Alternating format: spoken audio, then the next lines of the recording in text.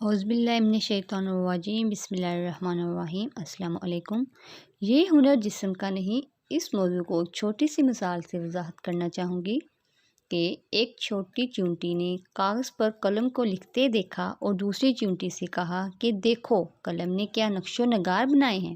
دوسری چونٹی بولی کہ یہ قلم کا کام نہیں ہے، وہ تو فرا ہے، اصل کام تو انگلی کا ہے۔ تیسری چونٹی نے کہا کہ انگلی میں بھی طاقت نہیں ہے کہ ایسے نقش و نگار بنائے، یہ سب بازو کی قوت ہے۔ ان چونٹوں کی سردار بولی کہ یہ ہنر جسم کا نہیں ہے، وہ تو نیند اور موت پر بے خبر ہو جاتا ہے۔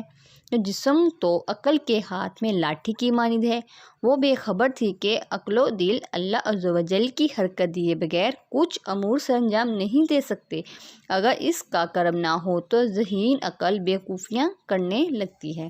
اس کو بیان کرنے کا مقصد یہ ہے کہ مولانا محمد جلال الدین رومی رحمۃ اللہ علیہ فرماتے ہیں کہ اللہ عز و جل کی ذات ہر شے کے پیچھے کار فرما ہے، وہ ہر شے پر قادر ہے۔ انسان کی ذہانت بھی در حقیقت اس کے کرم کا نمونہ ہے، ورنہ انسان عقل رکھتے ہوئے بھی بیوقوفوں جیسی حرکات کرتا رہے۔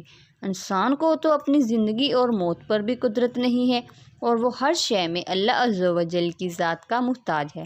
بس انسان کو چاہیے کہ وہ کسی بھی کام کو اپنی ہوشیاری نہ جانے بلکہ اسے مجانب اللہ سمجھے۔ تھینک یو اینڈ اللہ حافظ۔